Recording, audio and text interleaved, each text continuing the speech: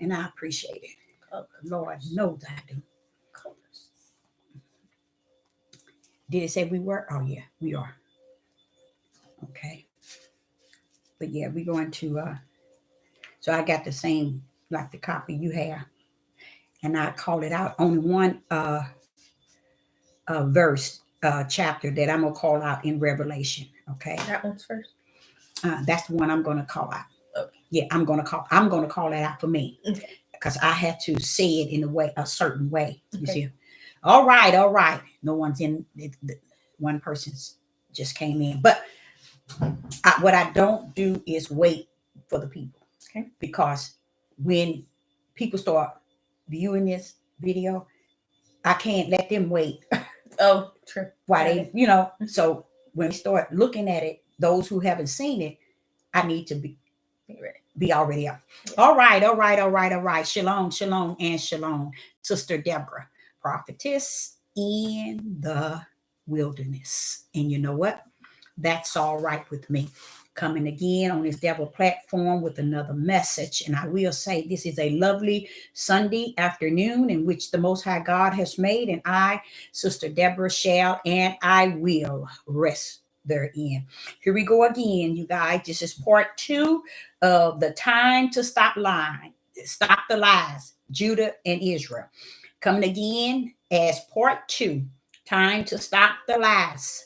Judah and Israel. And coming with me is China. She's going to be our reader. Okay. And I want to say to you all, she did a wonderful job. Several of you all said that her voice could be clearly heard and that it was a nice voice. So I just want to say to you all, thank you. And we appreciate her. Again, you know what I started to do? I started to pull up the how long it takes you to get from St. Charles to here. Because from this house to their house is 48 minutes. Mm-hmm. And I was trying to figure out how were you coming from St. Charles way here? And, are you speeding? A little. There you go. Okay, that makes more sense because I'm like saying, well, how is she gonna make it here in 1 hour? But we appreciate her, and we are going to bless her for yesterday and today. So we just want her to let her know that we appreciate her, and I know that you all appreciate her. So Sister Deborah is coming in, and we're going to do the part 2. And I think I did something wrong here. I just completed the upload. That means they didn't get the notification. Because I did it like a quarter till. I thought I had did it this morning when I upload the fact that I was coming live. Mm-hmm. And I realized that 15 minutes ago, and that's probably where our people are at. We have a couple of people in, but we're going to pull on because, like I say, when other people watch, we can't procrastinate and wait. So Sister Deborah is coming with a part 2. A part 2 again of the time to stop the lies. Judah and Israel. The Father is really giving you all a blessing. This is a wonderful blessing because what he wants you to do is stop all the lies. Put your all in him. And you know he's not the author of lies, but you know who he is. He said Satan is the father of lies. We need to stop all these lies so people can find some closure while they are here in the United States of America. Because they're going to need it, y'all. And you all have read it over and over from one end to the other. The Father have left many tokens so you can read, and through his spirit, he revealed to you that we are in a critical time. We are in the midnight hour, which we think is daytime.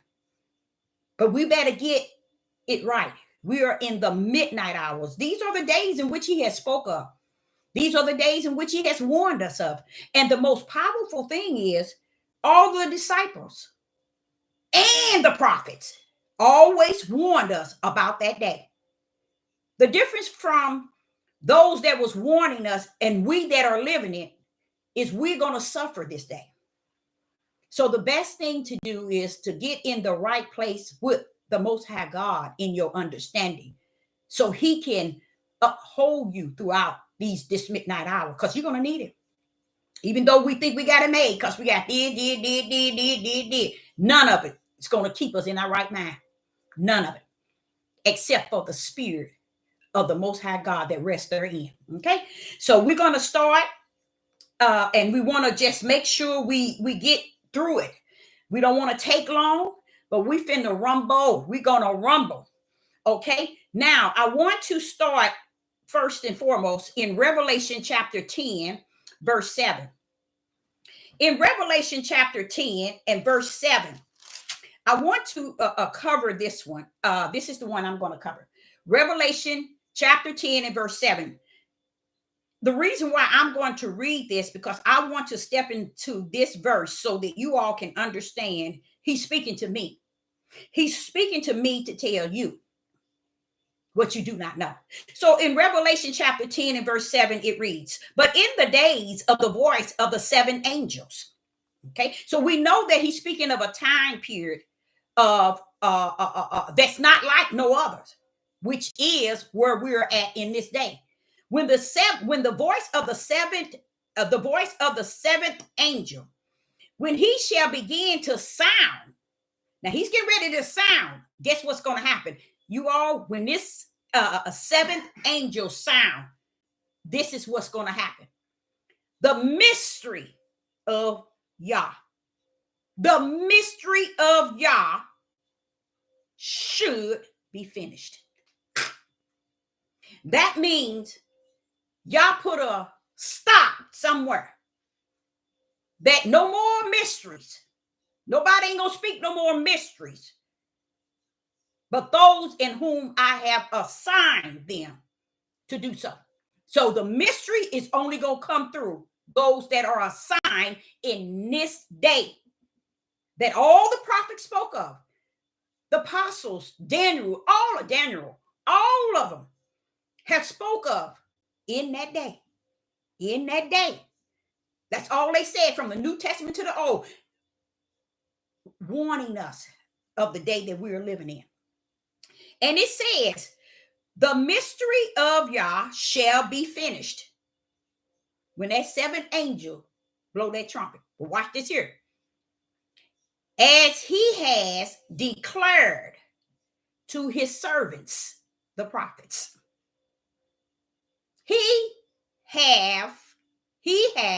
As he have declared to his servants, the prophet. Now let's find out what declared mean.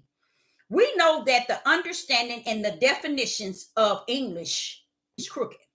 So we have to go to Hebrew and find out what is being said back in the day of when something like this was being said in Hebrew. What do declared mean? Declared in Hebrew Strong 559 mean utter, to utter, and to say. It means to utter and to say. So the Father is saying, as he has declared to his servants to utter or to say. Is he talking about the prophet of yesterday or the prophets of today? He's talking about the prophets of today. And here he says the definition of declared has many definitions for the Hebrew way of pronouncing, not so much as pronouncing, defining. That means address, advised, answered, and answered. All of those require the individual to be there. So he's not talking about the prophets of yesterday. He's letting you know he's going to have his. You know, like that ram in the bush. He's going to have his. Declaring to you all his mystery. Let's rumble. Revelation 18 and verse 4. China, we're going to go. Revelation 18 and verse 4.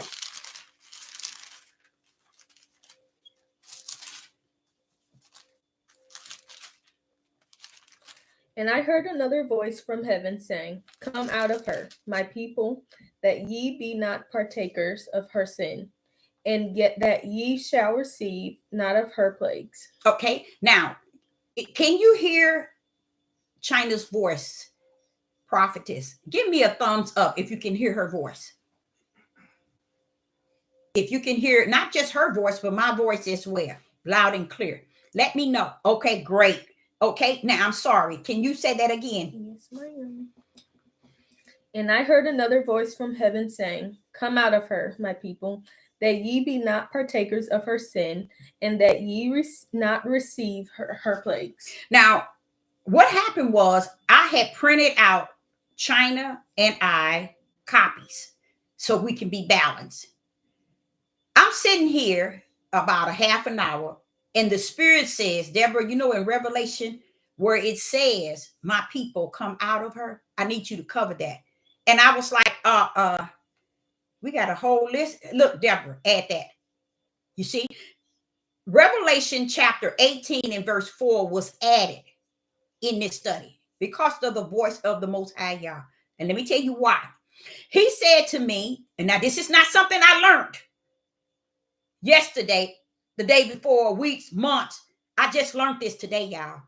I learned it in the light. Can I say that? I learned this here in the light. And this is what he said. Revelation chapter 18 and verse 4. He said, and I heard another voice from heaven. Now this is John saying, come out of her. John, you heard what? Deborah, I heard a voice come out of her. When you don't sound fierce, you don't sound worried about her, you don't sound, doubtful. You're just saying, come out of her. My people. Do y'all see that word, my people? Do you know who that is? Come out of her, my people. That don't sound fierce. That don't sound angry. That don't sound look like somebody just saying, come out of her. Who's supposed to get that like that? But you can get every male and female Israelite to try to blow that out of portion. And guess what? Sister Deborah finna put it in the prospective place, in the proper order. All he's saying is what he know. He said, out of her, come out of her, my people, that ye be not partaker of her sins, that ye receive not her plagues. Now, listen to this. Tell me, if you're trying to warn a people to come out of a system ways, or a system's wicked and evil, or a system darkness and evil, wouldn't you want to sound more fierce? Wouldn't you think Yah would want you to be more, want you to hear it out of his fierceness, out of his anger, out of his wrath in Revelation? Being so we in the end days, look like he should be telling us something really exciting. But John is saying that he heard this voice just say, come out of her, my people. So we know that the voice that said, come out of her, was addressing Israel and Judah. He is addressing Israel and Judah because Israel and Judah is the only people that are called my people. They are the only people that are called my people. Why isn't he making this fierce? Why isn't he? The reason why I had to add that one, because the Spirit told me to. And you know, the other reason why he wanted me to add it, because he knew that, Deborah, that's another question you had years ago. And I was about 18 and 19. That was another question I had to ask in the wilderness. If you want somebody to come out of a system and the evil and wicked, don't you need to say it a little bit stronger than that? I've just learned today that the reason why he knew that they wouldn't.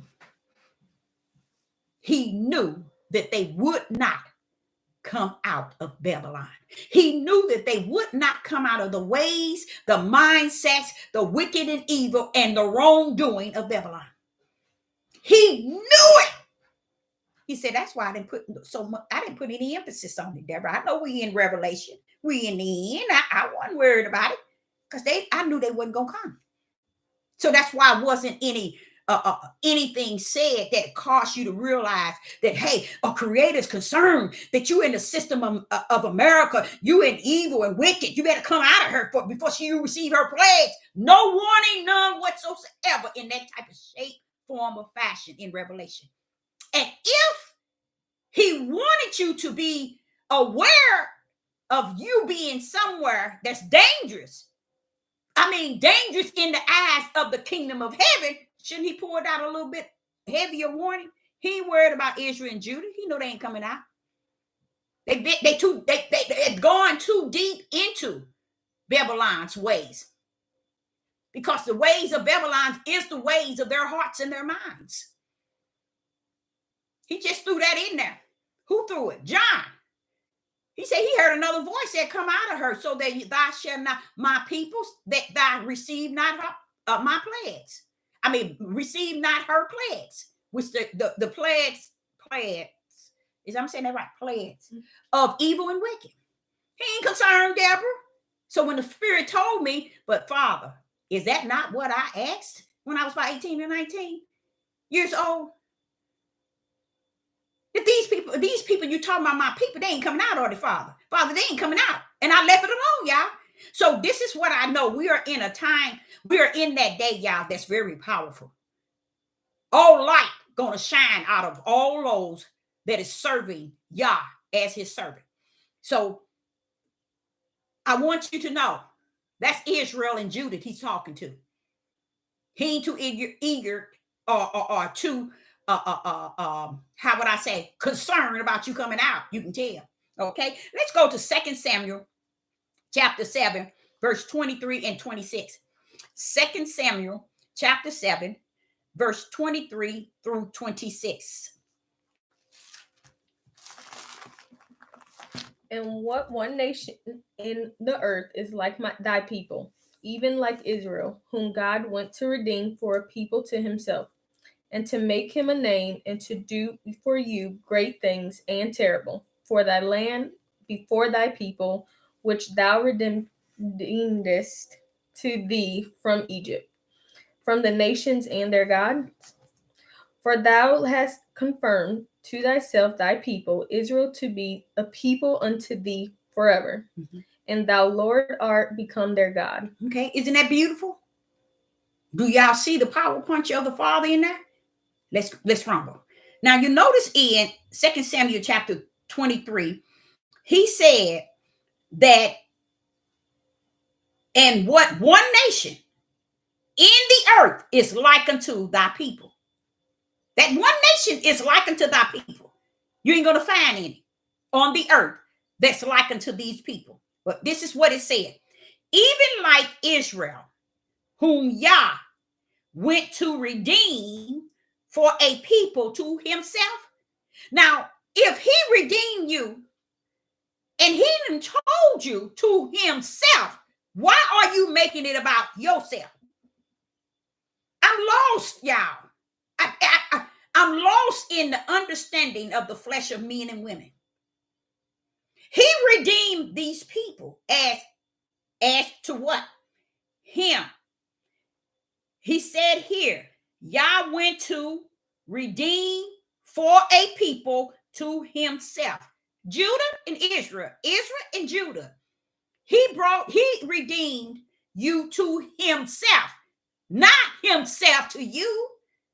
He redeemed you to him, not him to you. And this is the way y'all portray on this earth, is that it's all about you, Israel. It's all about you, Judah. And y'all said you's a liar as your forefathers. You are a liar. Now here in 2 Samuel, China just read what it says. Now watch this here. Not only did Yah say he went to redeem for a people to himself, he also said, and to make him a name. To make him a name and to do for you great things and terrible things for thy land.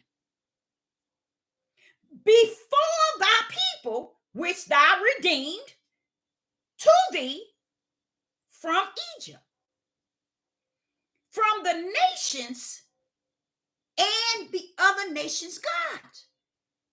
God redeemed you for himself as a people. He chose you as his people. But he chose you for what? Himself. So that what? His name. To make him a name. When Father God, how you gonna make you a name because you chose them?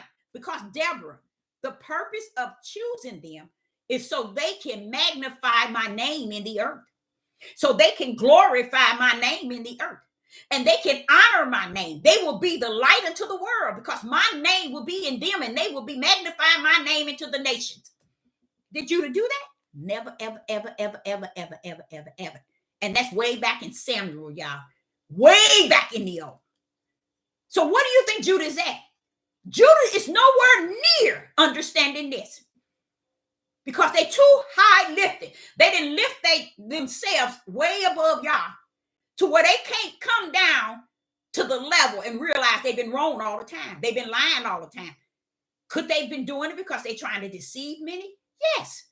Because they break out with this new awakening that we are the people, we are the true Jews, we are the chosen, we are the people, we are Abraham, Isaac, and Jacob. And then they flew themselves up high among their people. We didn't put ourselves way above every human on this earth. And we should be beneath every human on this earth. Deborah, why would you say such a thing? Why should we be beneath? Because that's where Yah sees you from heaven. Because he said he's going to get his glory in you when he clean your tail up. So you got to be very dirty if he said he got to do all that cleaning to get his glory back on top.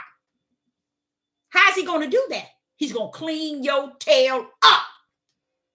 And the world going to see you clean. Right now, the world don't see you to be nothing. But you don't see yourself to be anything. Because the way you continue to conduct yourself. And I always ask that question. Why is it our people? Why is it we insist on killing, destroying, ruining? I'm sitting here looking at the cities and I'm like saying, how is it you're going to tell these heathen, these Gentiles that you built the country and you can't even clean up your own yard? It did not make sense to me. And it has not. Yeah, I've been thinking like that for a long time. It didn't make sense. Israel and Judah is up high, but Sister Deborah's message is going to bring them down low. Whether they hear it or not, he said it is gone out. When China don't even know the words she's actually speaking out of this book, it is gone out to the wind in the spiritual realm. And whether you embrace it and see it and wake up and see some type of light, even if it's a pin needle light, that's hope. Okay, China, let's go to Isaiah. Isaiah chapter 46 and verse 13. Isaiah chapter 46 and verse 13. See, it was all about his name. So Israel and Judah, sit y'all tails down somewhere and stop clowning. It ain't about you. It's what he gonna do to you to get his glory back in order. It's what he's gonna do to you to get his glory back in order. Okay. Isaiah 46 and verse 13. I bring near my righteousness, it shall not be far off, and my salvation shall not tarry. And I will place salvation in Zion for Israel, my glory. You see that? Can you read that again? Yes, ma'am. I bring near my righteousness, it shall not be far off, and my salvation shall not tarry. And I will place salvation in Zion for Israel, my glory. You see, look at what he's going to do. He's going to bring his what? Wait a minute, hold up, Father. Y'all, something going on around here. What do you mean you're going to bring your righteousness? You're going to bring your righteousness, and it's not going to be far off when you do it. And you're going to have your salvation. And it's not going to wait either, meaning tarry. It's not going to wait. And I will place salvation in Zion. For who? Israel, Deborah, my glory. Yah is calling you his glory because his will from the foundation of the world was to see his glory shine through you and out of you. To who? The world. And because he couldn't because you couldn't get it right, you couldn't be where you should have been, and he knew you wouldn't. But the only problem the Father has in this day and time, he know you where he sent you, but he don't like you where you at. He know you where he sent you, but he don't like to see where you at. Because let me give you a little insight. I said to him, if you created the whole world, what was the purpose of destroying it during Noah time if you just created it? Does that make any sense? He said, yeah, it make a lot of sense. Because your sense can't equal my sense. So we got to kick your sense out of here. Understand my sense. And my sense is found in the spiritual realm who created all sense. So let me tell you, I created it all. And at the same time I created it, guess what? I destroyed it as well. How about that? I don't have to wait for you and nobody on this earth to do what I do best. I build up and I tear down at the same time. How you like me now?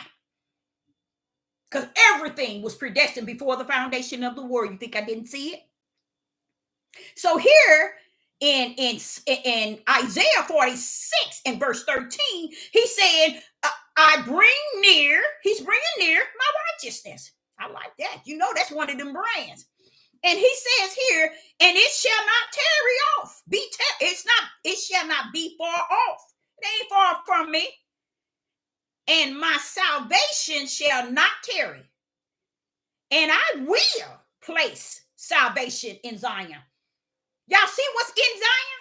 He's going to place this here. Salvation. Righteous is going to be backing it up. How you like him now? To do what? For Israel, my glory. And I'm going to do these things, y'all. That's what he said. That's what I'm going to do. Israel ain't going to do nothing but do what they've been doing. And that is to go up against me, to curse and pollute my holy name. But I'm showing you how I'm going to clean them up just to show the nation that I am who I say that I am. Let's go to Isaiah 49 and verse 3. Isaiah 49 and verse 3. And said unto me, thou art my servant, O Israel, in whom I will be glorified. Okay, you see what he said? Can you read that one more time, China? And said unto me, thou art my servant, O Israel, in whom I will be glorified. You see what he said? Thou art my servant, O Israel, in whom I will be glorified. You know how he's going to be glorified?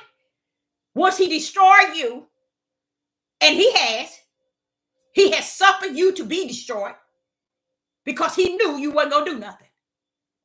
But he's going to be glorified once he glorify himself in you. How about that? How about that? Right now, he ain't glory in you. He has not glorified himself in you because you're the opposite mindset, the opposite heart set of who he is. But he's going to show the heathens, the Gentiles, and all the nations that he is the I am when he glorified himself into Israel. He ain't glorified you yet. He ain't glorified himself in you yet. That's why the whole world hates you, because they see you at your what? Nakedness. And what is your nakedness? Wicked and evil, stiff-neck, rebellion, disobedient. Have y'all ever wondered, well, what are we going to do with all that? What will we do with all these things that we've been called? Oh, you ain't going to get the men and women teach that. You know why? Because they can't do nothing with it. It's still in them.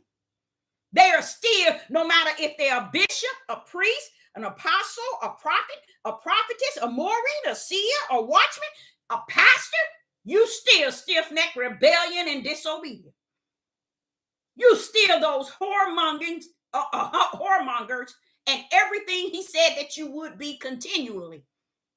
This is how he's going to show his glory when he clean your nasty tails up from all of that. Then shall the nation see you. And not only will they see you, Israel, as the people of Yah, they shall see that he is the I am. If you can clean up them people, that's what the nation's thinking. If you can clean them people You got to be, there got to be a y'all. There got to be a y'all. And they gonna turn from their own gods to serve y'all. All because he gonna show his glory in Israel. So you men and women in the house of Israel, I say unto you, and Judah, especially Judah, sit y'all tails down and stop clowning. Stop lying. You are not all that and some. You are not who you're claiming on all these devil platforms that you are. Nobody owe you nothing. You got to start looking at yourself and say, well, what do I owe myself? Some sense in the spiritual realm. It's called Spirit and Truth with the light. So let's go to Isaiah chapter 9, verse 12 through 21. No, that was Isaiah chapter 1, verse 1 through 8. Now, I want to say in Isaiah chapter 49 and verse 3, you see right there that he said unto me, thou art my servant, O Israel, in whom I will be glorified. He's giving you an order. This is how I'm going to rumble. This is how I'm going to bring this thing out right here. So let's go to Isaiah verse 1, chapter 1, and verse 1 through 8. What was it? Isaiah chapter 1. Okay. The vision of Isaiah, the son of Amos, which he saw concerning Judah and Jerusalem in the days of Uzziah, Jotham, Ahaz, and Hezekiah, kings of Judah. Hear, O heavens, and give ear, O earth. For the Lord hath spoken. I have nourished and brought up children, and they have rebelled against me. Stop there. Stop there. Now, which verse is that? 2. Okay. Look at what she says in verse 2. Listen to this very clear. Read that and do it kind of slow so they can hear that. Hear this, O Israel and Judah. Hear this. Go. Hear, O heavens, and give ear, O earth. For the Lord hath spoken. I have nourished and brought up children, and they have rebelled against me. You see that? He's talking to you, Israel and Judah. He don't need to lie. You're the liar. Now go on. Now watch this here. The ox knoweth his owner, and the ass his master's crib. But Israel doth not know, my people doth not consider. See that? Not only do you not know, you don't even consider who he is. That's where you need to be boo-hooing right now. That's where it should make you fall on the floor and realize something. Notice what he said in verse 3, Isaiah chapter 1, verse 3. He was talking about here, an ox knoweth his owner, and an ass his master's crib. But Israel do it not know. My people. When he said that, I'd be like, oh, how do he feel? My people. He calling you his people. What does he say? Do it not care who I am, nor do they consider. Ain't that sad? You see what I'm saying? Okay, go on. That's sad. He's letting you know an animal know his owner, and an ass his master crib. But this house of Israel and the tribe of Judah, Deborah, they don't even consider who I am. Okay. A sinful nation, a people laden with iniquity, and a seed of evildoers, children that are corrupters. They have forsaken the Lord. They have provoked the Holy One of Israel unto anger. They are gone away backwards. See that? Why was he coming up talking about gone away backwards? It's because he was pushing you forward by revealing things to you, showing you things, and delivering you from out of every situation Israel and Judah got in. He was there. He showed y'all miracles and signs and wonders, and he was like, Deborah, but they walking backwards. What's wrong with them? They're going backwards, Deborah, instead of forward. Okay, but notice what China is saying. Say it in verse 4 again. Listen how Israel is category. Emma? Or describe. Listen in verse 4. A sinful nation, a people laden with iniquity, a seed of evildoers, children that are corrupters. They have forsaken the Lord. They have provoked the Holy One of Israel unto anger. They are gone away backwards. And do you really believe that you have gotten victory away from that? Come on now, what do you see today? Look at, we are in that midnight hour. What do you see these our people doing? Look how we killing each other. Look how we destroyed everything we ever had. From our wives to our husband to our children. We just destroyed everything. And we don't see no problem with that. We think all that stuff is okay. But you know what the problem is at? It was already prophesied that y'all knew who you were. And he's sitting here just as loud and clear, identifying you as his people. He ain't got no shame in that. But what I like about him, he stood still and allowed the world to see your nakedness, Judah and Israel, because he has seen your nakedness for so long. So he said, okay, it's time to rumble. I want them to see their nakedness. And he allowed you in 400 years of a curse so you could see your ugliness, your nakedness, and what else? Sinful nation of people, ladder with iniquity, a seed. And we know Abraham, Isaac, and Jacob, he ain't talking about. He said a seed of evildoer children and are corruptible. Is that corruptible? Are corrupters. Now that's deep. That's hard, y'all. But he said they won't see Deborah. They going backwards. These people are all these things right here today. And what do you mean, Deborah? Being a prophet in the wilderness, okay? Being taught by the Ruach. These are the things he showed me today that's going on. So when Isaiah is being shown this, let me tell you, Isaiah ain't lying. You are. You're trying to stay out of the lie so you can think that you are deceiving the world, that you something that you ain't. Why do you think the white people still treat you all the way they treat you? Why do the heathen see you? Why do you think they see you less than the animal? Because you have conducted yourself with the creator as if you are so. He categorized you all kind of ways, and you still skip all of this and run over here talking about we the people, we the Jews, we the Abraham, Isaac, and Jacob, we this and we that, we the Hebrew Israelite.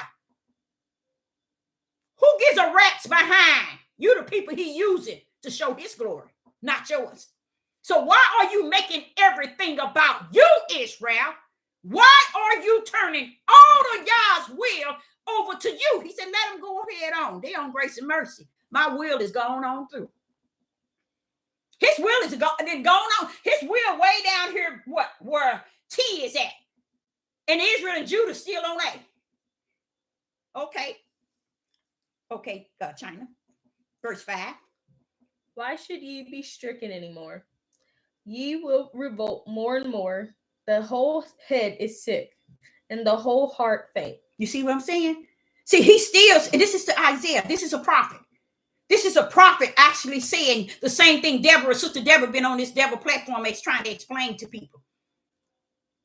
Why is it? Now I'm free, y'all. I'm set up in that liberty. Now I understand. I can't explain nothing to nobody. It is not God's will that they understand nothing I say. Because he got a bone to pick with them. That's why I keep telling y'all, oh, we're in the midnight hour. Y'all better stop it. It's getting bad. Deborah, come down. I got this. Come down. These things he said need be. That's what he say all the time. Deborah, this need be. These things need to be, he said. That's what the Father is saying. These things need be. How many times y'all seen that in the biblical? These things need be, meaning they got to be this way, y'all. I know you're seeing it, Deborah. I know you're experiencing it. I know you see it in the wilderness. I know you see it in the natural. I know you see it in the spirit. But let me tell you something, baby. These things need be. This is my will to allow it to be that. Okay? Verse 6. And he said, wait a minute. He said the whole head is sick. So what makes you think the whole head? And when he said the whole head is sick, do y'all know who he's talking about? He's talking about your men. He's talking about Israel and Judah men are all sick. Because once the men follow the order of the power of the father, then the woman and the children. But when the head, that's what see, when you see him saying the whole head is sick, he's trying to tell you something. He's telling the men, women, sit your tails down and hear what God said the Most High. He ain't talking to you. He told you throughout all the New Testament what he charged men And you took around and set your tail at the table like he was talking to you. That's why they got away with everything they've gotten away with in life. It's because we women want to speak for them. We want to pick them up when they fall. We want to set them up. We want to make sure they left is right. They left is right and they right is left. We want to do all of that, but we don't understand. We ain't helping the matter. We made it worse. Because look at the outcome. We as us as the daughters, the wives, the grandmothers. We are the worst one in their eyes right today. And look at all that lifting up we did for them. But look, we the worst of the worst. And the battle today amongst Judith is what? The men are going up against the women and the women are going up against the men. But what the men don't understand, she didn't have you, you had her. They don't understand. The woman come from out of his learn. He didn't come out of hers. See, that's what he don't understand. You know how they said, which one come first, the egg or the chicken? Men ain't woke up and realized a woman can't be a woman until she come out of a man. A man can't be a man until he come out of a man. Why? That's why Eve came out of Adam. How you like him now? See, y'all don't know nothing. You think you do.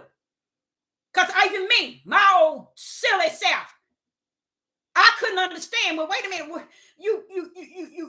Your word spoke and brought power to it in Genesis chapter 1. But when you got ready to create man, you created him by himself. He said because he wanted us to understand the order. And the order was that every child come from a man. So he had to bring woman from man. Makes sense, don't it? So he wanted to show you the beginning order of his creation. It wasn't so much he wanted man to be king and ruler and I'm the king and I'm this and he never wanted you to be that. Just like a lot of people don't even understand the nakedness of your body. He put them in the Garden of Eden naked. And then had audacity to say, and they were naked. And I said, I wasn't no more than 18 and 19. Why you got to tell us they naked? And why you put them in there naked? He said, because I wanted them to know. When it come down to a man's body naked and a woman's body naked, it wasn't supposed to be what it is today. Man has turned that out of order. They wasn't supposed to see each other a body as anything outside of his creation. But when sin rolled up, now they see her body to be one way, his body to be another. This is how out of order people really has gotten. Just as the order in Genesis chapter 1. He said, yeah, you woman and man, I want y'all to replenish the earth. I want y'all to subdue it. He said he and her. And then he called them in order them. He stepped back down a verse. He and her, them. Man went and took them out of the order and put it about him. And y'all let it rumble that way, didn't he? He sure did. So what's the next verse? 6. Go to 6. Isaiah chapter, what's that? 1 and verse 6. From the sole of the feet even unto the head, there is no soundness in it. Now see that? Now he even saying that. He's actually telling you the whole head is sick. And he's letting you showing you how bad Israel and Judah really is today, y'all. He said we are worse than our forefathers. So we cannot sit and say this during this time that Isaiah is speaking. Oh, we done did better. Now we awakened and we got it made. Now we understand. We do this and we do that. You's a lie and you's a lie. We're worse than our forefathers, as he has said, as it has been said. Okay? But wounds and bruises and purifying sores, they have not been closed, neither bound up, neither mollified with ointment. See, that means it can't even be healed. That's actually saying you can't even be healed, Israel. Can you read that one more time? Verse 6. Look at Isaiah chapter 1 and verse 6. Listen to what it said about Israel and Judah. From the sole of the foot even unto their head, there is no soundness in it, but wounds and bruises and purifying sores, they have not been closed, neither bound up, neither mollified with ointment. That means you ain't no help gonna come for you. And he telling you that flesh of a man, there's no healing. The whole head is sick. So what do we have to do? We have to go back to the altar. Where you going to find what? The Most High Yah said, teach us, Father. Tell us what is right. Lead us to your own understanding and help us not to get in the way of your will or even buckle up on it. Because that's what Israel and Judah is doing. I don't know if y'all know that. Israel and Judah is buckling up on the Father's will. While y'all running around here clowning with them, making them think that they right and they're a bunch of lies. Okay? Your country is desolate. Your cities are burned with fire. Your land, strangers devour it in your presence. And it is desolate as overthrown by strangers. See? Now tell me Isaiah ain't speaking truth. Ain't that exactly what has happened to us? Identical. See, a lot of y'all want to talk about Torah in the old. Deuteronomy is totally 100 bagged up, especially by his sister here. After saluting Deuteronomy 28, knowing that it was always what he said it was. I never let go, y'all. I saluted Deuteronomy 28 and I stood on it. Okay, verse, what's that, 8?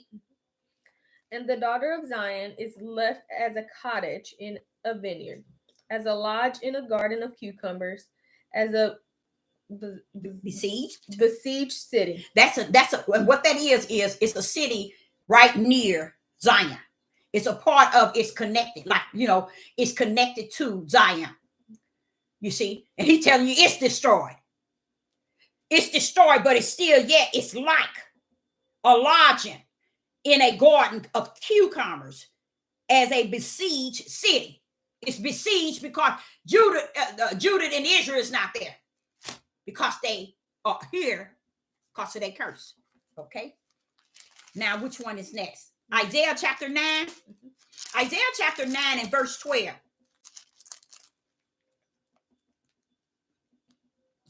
The Syrians before, the Palestines behind, and they shall devour Israel with open mouth. Mm-hmm. For all this his anger is not turned away, but his hand is stretched out still. You see? He's saying to you all that his anger is not turned away. Is that what he said? What verse is that? 12. Okay, I'm over here on 13. Palestinians, and they devour Israel with an open mouth. For all this, his anger is not turned away, but his hand is stretched out still. What do you think he mean by that? Read that again, verse 12. The Syrians before and the Palestinians behind, and they shall devour Israel with open mouth.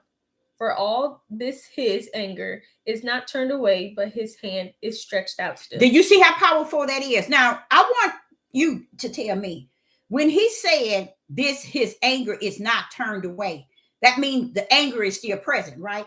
Okay, that's what I was understanding. Sometimes it's hard for Sister Deborah to comprehend when I that's how I was seeing it, but I thought I was seeing it wrong. So just listen to this. It said, all this, his anger is not turned away. I want to say to you today, the Father said his anger is not turned away from you all.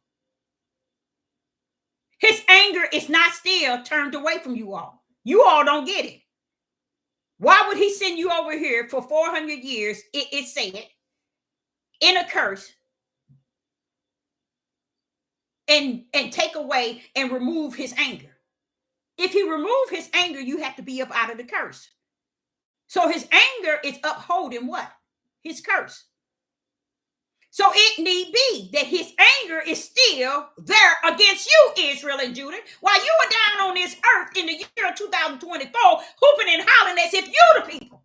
I am so sick as a prophetess in the wilderness, hearing these people teach and preach that we are all let in some and don't even understand you are nothing. You never uphold his mighty name. You never magnified it. You never glorified. And you ain't got it. You gone. You cuckoo clock. 100%. I told y'all that. Last 2 years, I've been telling y'all that. Because you're really thinking that you all let in something. You teaching these people that they all listen to something. Stand down, clowns, and be what you are, a clown. and salute the Most High Yah. Understand that these things need be. And what China just said is very powerful, y'all, because he was saying his anger is not turned away. So he wants you to know, Israel and Judah, he's still angry with you. But what did he say after that? But his hand is stretched out still. Okay, do y'all hear that in the live chat? Ooh, y'all didn't hear that, did you? His what? His hand is still stretched out. What is that? What is that letting you know? That right hand, his power is still before you. You see? Because if that right hand, let me explain to you all. If that right hand wasn't there, guess what happened? The nations can destroy you by great numbers. Every last one of you been dead. How about that? How you like them now? If that right hand, we know the right hand is God's power, Yah's power. All his power is his right hand. He's telling you right here in verse 12 of Isaiah chapter 9 that my hand is stretched out. What is he saying? You don't know what he's saying. I'm the one holding the mystery. He's telling me, Deborah, tell them that hand is connected to something. I'm like, okay, I see it. I see it. Guess who pulled up, y'all? Who in the live chat can tell me who pulled up? Who pulled up in this scene right here? In this verse, tell me who pulled up. Can any one of you tell me who done pulled up in this scene? Somebody done pulled up.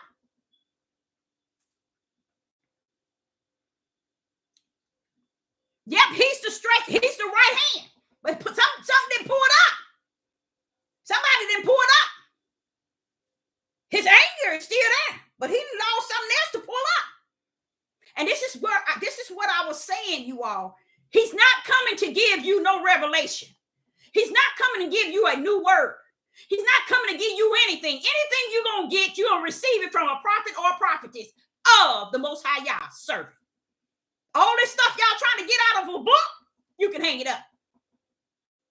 All these lost books and these confused books and these found books, these pastors, these bishops, these priests, these evangelists, these Maureen, these seers, these teachers, they ain't gonna be able to tell you nothing. And whatever they tell you, it need be, you need to continue to hear their lies. But you're gonna meet up with it. Because Revelation already told you, he told you, my people, come on out. But Deborah, I know they ain't. Come on out, my people. I know they ain't. Come on out, people. I know they ain't. That was the warning in Revelation. They ain't gonna do it. Okay. Now, in Isaiah chapter 9 and verse 12, something didn't pulled up. And I'm gonna tell you what pulled up. This is the mystery that he spoke about in Revelation chapter 10. The only one that's going to be able to address and answer and advise and say is his servants, the prophet, the mystery. Because he said, I'm done. I try to tell you, y'all, it's done. Right here, he said to me, the hand is stretched out still. Now, as I'm sitting here with China, I'm going to reveal something to her so close. You might not get it, but I want to show you something.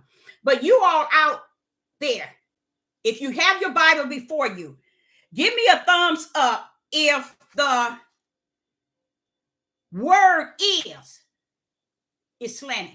Dude, this word is here. Is it slanted or is it sitting up? It's slanted. It's slanted. You know what that means?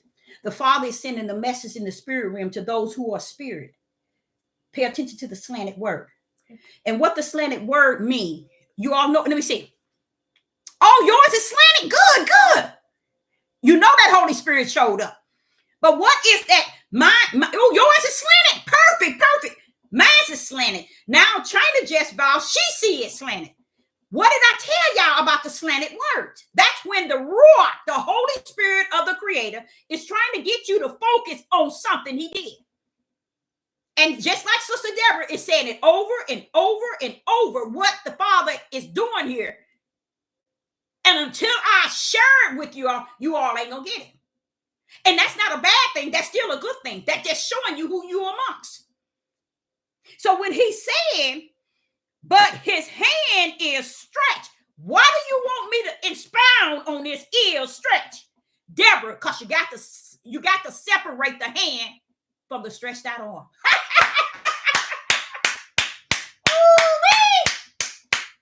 You got to separate the hand. The hand can't be stretched out unless the arm has joined him. Stretch this hand out. This hand can't be stretched out to Israel. That arm has to be connected. Do you get it? Give me a thumbs up if you understand that. That's how simple it is. Praise the Most High, prophetess. He's showing me that, wait a minute now, you ain't never seen it. No, I haven't. I ain't gonna stand on this platform and tell you I've seen this before. I don't look for it. He didn't show me so much in the wilderness, I don't search it. But I do know when I see a slanted word, I got to understand what he's saying. And he had me to freeze it. Freeze it right here until you see it for what it is. And once I saw it, that's why I was able to put it back out to you. Because I saw that is being slanted and it didn't make sense to me. Oh, you trying to tell me something? He wanted me to let you know. The right hand, the stretched out arm, have pulled up to the scene. Now he wants me through the Spirit to break it down. He's saying my right hand, his right hand, we know the right hand of God is Christ, which is Hamashiach, right? That's all of the power in the heavens and on the earth. That right hand.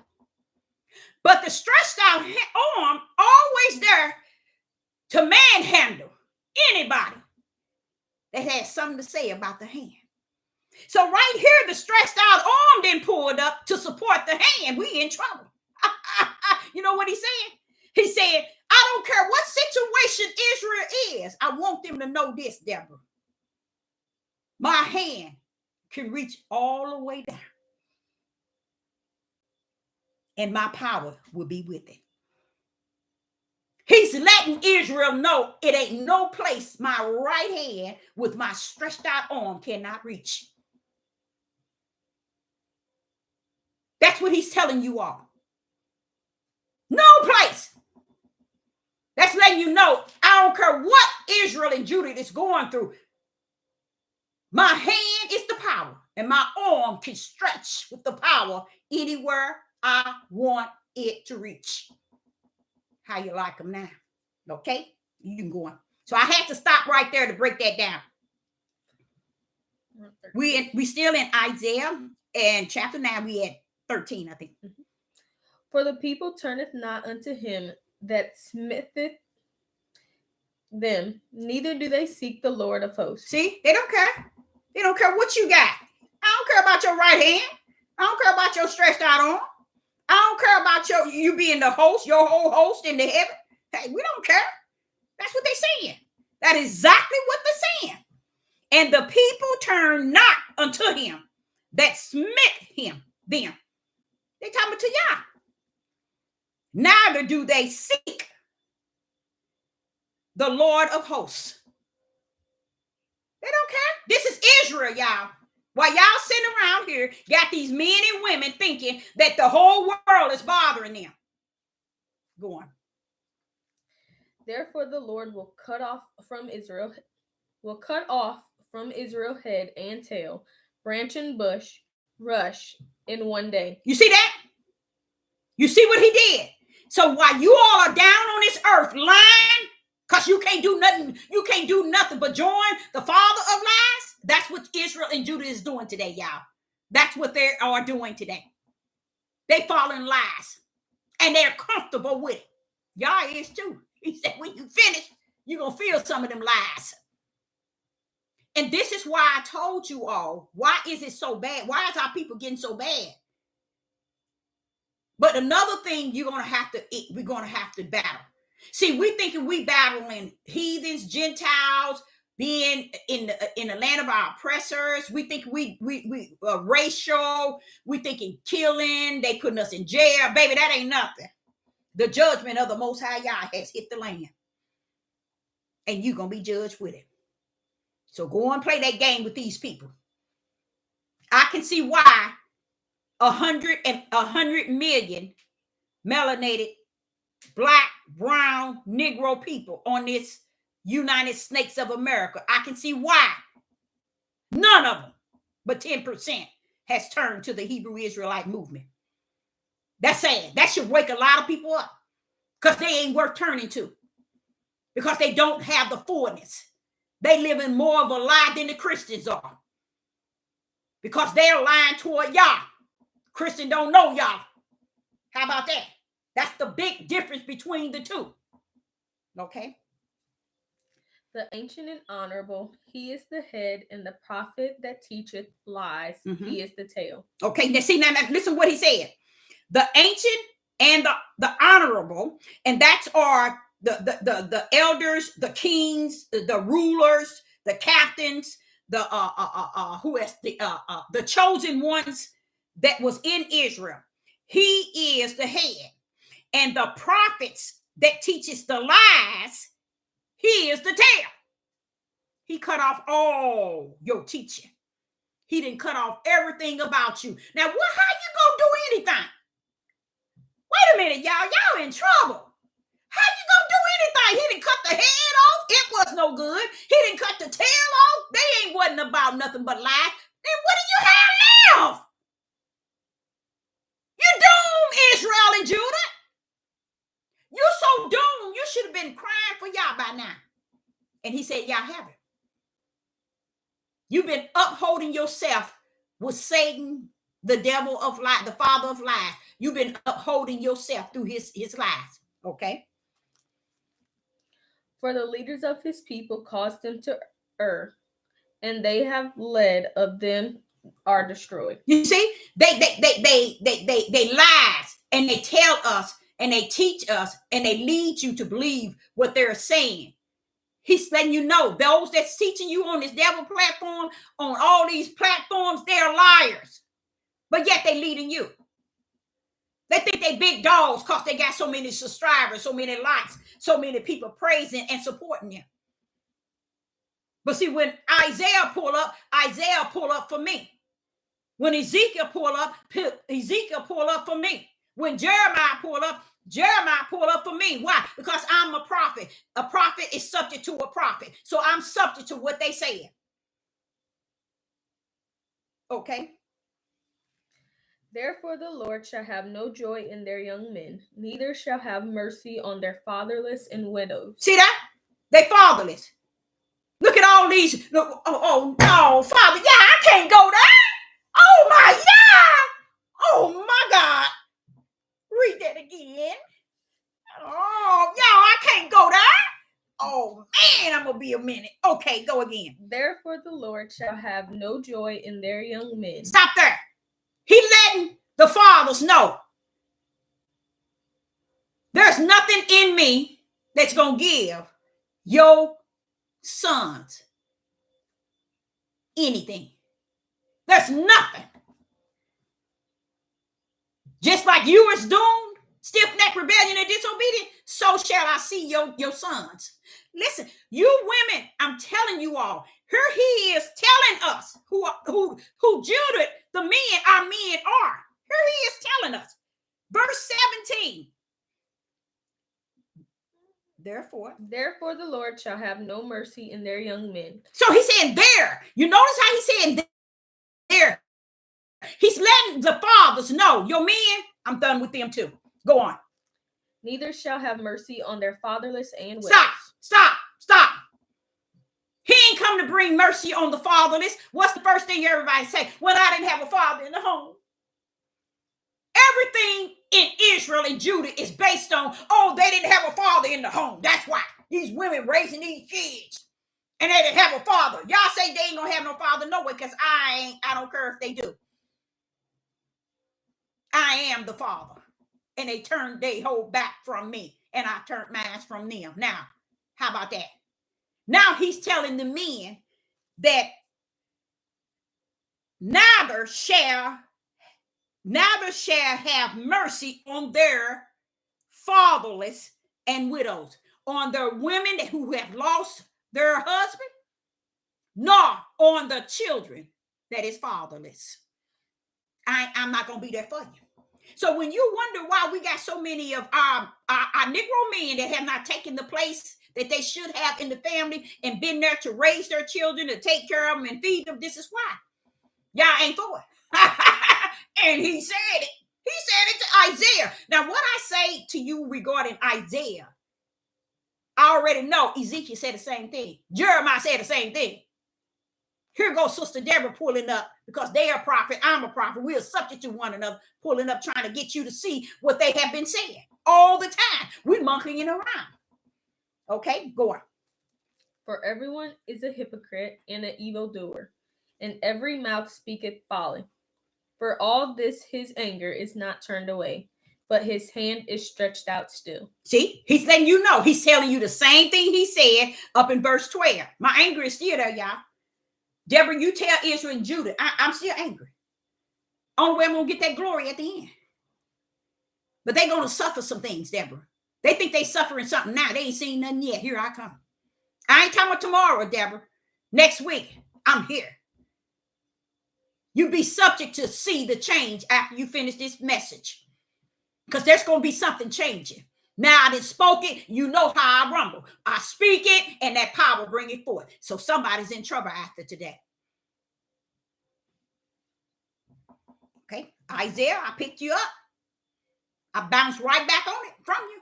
You gave it as a prophecy. Sister Deborah is living in this prophecy. She put it out. What's about to happen? Must be. It must be. It must be. Okay. For wickedness burneth as the fire. It shall devour the briars and the thorns, and shall kindle it in the thickets of the forest, and they shall mount up like the lifting of smoke. Mm-hmm.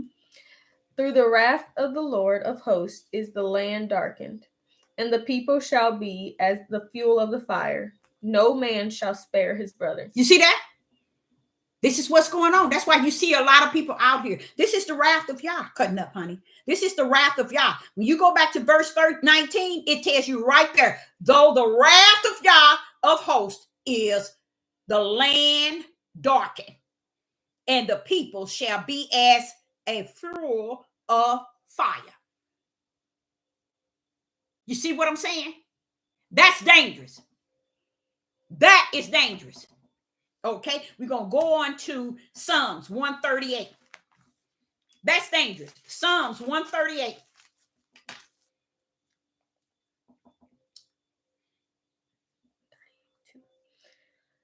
I will worship toward thy holy temple and raise thy name for thy love kindness and for thy truth.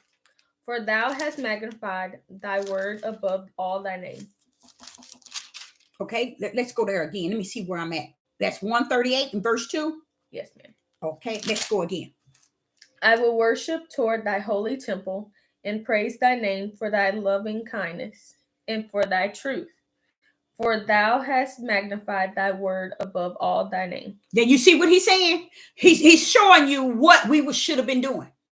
This is what we should have been doing, y'all. Instead, we out there killing our brothers.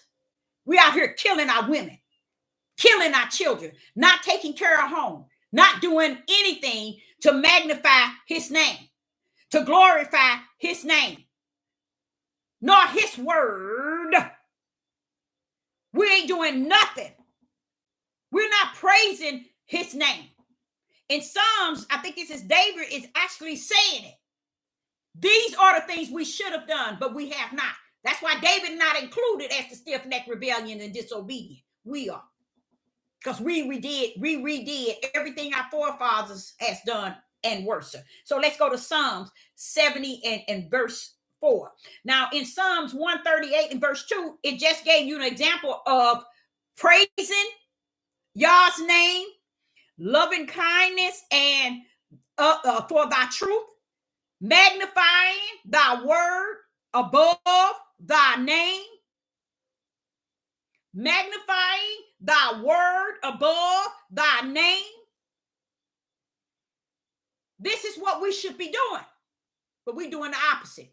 making it about Israel, Judah, we the people, we the children, we the chosen, we the fools, and we the fools. Psalm 70, verse 4. Let all those that seek thee rejoice and be glad in thee. And let such as love thy salvation say continually, let God be magnified. Okay, there it go again. We should supposed to be magnifying him. We should supposed to have had magnified him. But we did not choose to do that. We went the opposite way of magnifying him and glorifying him and honoring him. We went the back way. We went backwards. But we want him to deliver us. Everybody want to go to heaven, but nobody wants to die. Everybody wants something from him, but they don't want to respect him, honor, lift him up, praise him, and magnify his name. Nobody wants none of that, and they don't care. We ain't going to. Okay. So we were Malachi chapter 1, verse 5.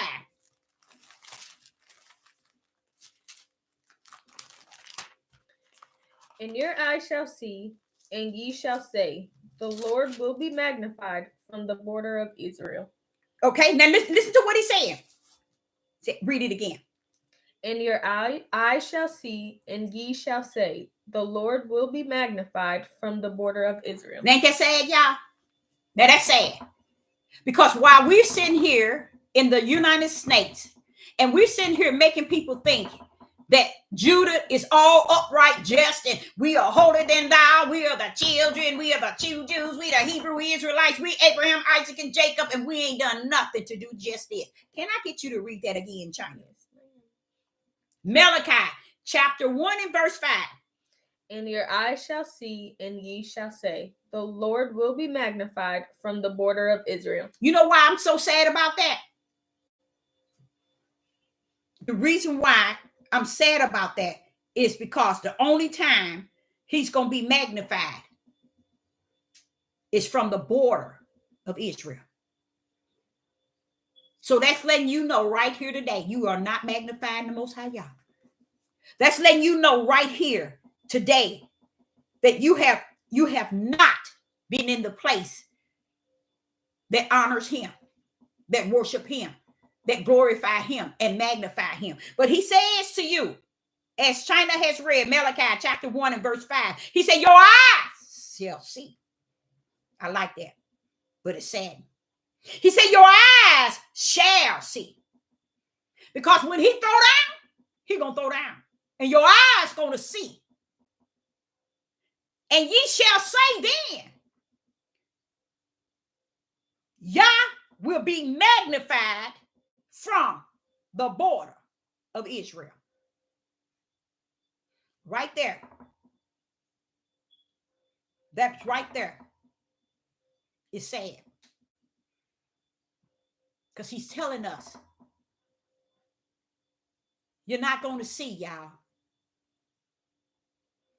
Your eyes is not going to see.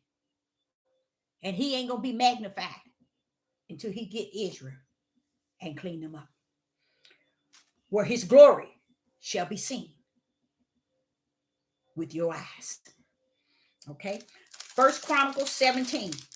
As we go on through this message, you're going to start to see the deliverance that's on its way. Okay? 1 Chronicles chapter 17, verse 20. What is that? 24. Let it even be established that thy name may be magnified forever, saying, the Lord of hosts is the God of Israel, even a God to Israel. And let the house of David, thy servant, be established before thee. Okay, and that's verse 24, right? Yes, ma'am. Let it even be established that thy name be magnified. Is that what it said? Mm-hmm. Now you see what he said? You all thought that it was about you. I said in several videos last year, I don't know where these Negroes thinking it's all about them. How can they be so stiff-necked, rebellion, and disobedient, and so in darkness, and it'll be about them? It ain't never been about you. Only one thing about you. Yah placed you as his people so he can show his own glory to the worst of the worst on the land. And you thought you was the best of the best. Can I get that again, China? First Chronicle chapter 17 and verse 24. Let it even be established that thy name may be magnified forever, saying, the Lord of hosts is the God of Israel, even a God to Israel, and let the house of David thy servant be established before thee. You see that? He's showing you, Israel, that you are not at the place where you think you are. You have placed yourself way above. Now you're going to have to suffer the consequences of tribulation. You're going to have to suffer the consequences of his judgment and his wrath that's kindled by fire. All because you have placed yourself in a form and in a fashion to deceive as many of your tribes as possible. And you're doing it with a smile. You're doing it by getting a check from the devil's platform. You're doing it by getting praise from the platforms. You're doing it by getting glory on the platform, and y'all letting you know, I had your number all the time. It's time to rumble. Okay? Chronicles chapter 32. Second Chronicles chapter 32 and verse 23. He coming for you, Israel and Judah, and you're not going to be happy. That's why you have been in the land of your captive longer than 400 years. You're in more trouble than you think you are while you sitting waiting for him to bring the ships and the planes and the spaceships to come take you to Israel. Before he takes you to Israel, he says he's gonna pour out his spirits on you, because a lot of you need to be a judge here on your land of your captives where you cut up from the floor. You're likened to them. You in his eyes. And you're calling yourself all that and some. And let me tell you, it ain't never been about you. Only thing been about you is he allowed you to be the ugliest people on the face of the earth. So he can show the world that he can clean something and do something with the ugliest people that he has chosen. That's the whole overall. And you didn't even know it. Okay. Chronicles chapter 2 and what? 30. Second Chronicles 30, chapter 32, verse 23. Okay. Second Chronicles chapter 32, verse 23. And many brought gifts unto the Lord to Jerusalem, and presents to Hezekiah the king of Judah, so that he was magnified in the sight of all nations from thenceforth. Now, let me see. I still didn't get that, because I'm trying to see who was magnified. 32. Hezekiah? Was that who we said? 23. 23. Okay. Hezekiah. Want me to read it again? Okay. And many brought gifts unto the Lord to Jerusalem. Okay, stop there. There it is. They brought it to the Lord. They brought it to Yah. That's what I'm trying to say. I'm wondering, okay, they brought gifts to the Lord to Jerusalem and presented to who? Hezekiah. I think Hezekiah wasn't he's a king. He's a king of Judah. Okay, good. So that he was magnified in the sight of all nations from thenceforth. You see that, y'all didn't get that, did you? You didn't even get it. And that's why I say it's sad. It's a sad thing that you can get everything these clowns on this devil platform is teaching you about Hebrew Israelite movement, Hebrew Israelite cult. But you can't get spirit and truth with the light in the right hand. But Sister Deborah is so excited about this message because I think I broke it down as less as it can go. And guess what? Ain't no another gonna come and break it down to you any lesson. It's gone out to the wind. She's gonna read it, it's gone. The sad thing about it, if she read it and then I come over and go over it and stood on it and over how would I say it, and brought it to the low of the low. She's reading it. That's gone out, y'all. It's gone out. Then when I stand and I press more of it out, it's gone. Y'all ain't excited to hear. You see, out of whole Noah in the ark, not one man for 100 years enter into the ark. Not nobody. So you think y'all gonna pull up and get all excited or mad because Judah and Israel ain't straightened up? No, he got plans for you. But the sad part about it, as a prophetess in the wilderness, I can see you're going through some judgment, baby. Judah and Israel, you ain't seen nothing yet. That's why you're so rotten. And you're running around here trying to make everybody think you the angel. Okay? Now, and it says in 23, and let me read it. Yeah, again, please. Thank you. And many brought gifts unto the Lord to Jerusalem, in presents to Hezekiah the king of Judah, so that he was magnified in the sight of all nations from thenceforth. You see? That's how Yah allowed Hezekiah, the king of Judah, to be magnified. How can the king of Judah, Hezekiah, how could he get magnified? It had to have Yah's connection. It needed Yah's connection. And then they did what? They brought him gifts, all from all nations, and handed before the feet of Hezekiah. Because this man was really worth receiving the gift that Yah suffered all nations to give him. Because they saw him as what? A man of Yah. He was upholding Yah. Judah today is out here killing, pansagging, lying, stealing, destroying their own family, and want Yah to come get them. And they didn't take out the time to be humbled, still, and know that he was Yah. Yah said they don't even know him, and they care not. Okay. So what we got? 2 Chronicles chapter 5. Yes, ma'am. Okay. 2 Chronicles chapter 5 and verse 13 to 14. It came even to pass, as the trumpeters and singers were as one, to make one sound to be heard in praising and thanking the Lord.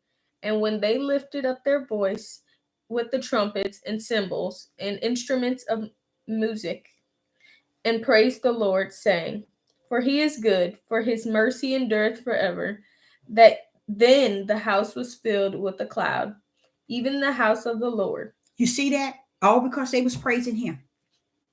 That's what he mean by glorifying and honoring him. A lot of people got out of the Hebrew Israelite movement. These people who say they are awakened, this true cult.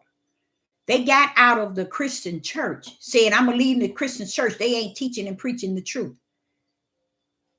They ain't doing nothing that's right. You came out of darkness into darkness. You came into darkness from darkness. So how is you leading and being awakening to anything when your eyes can only see darkness? Why is your eyes only seeing darkness? Because Yah see you as darkness until he clean you up, until his glory come for you. Outside of that, he don't see you to be anything else. And now I know why.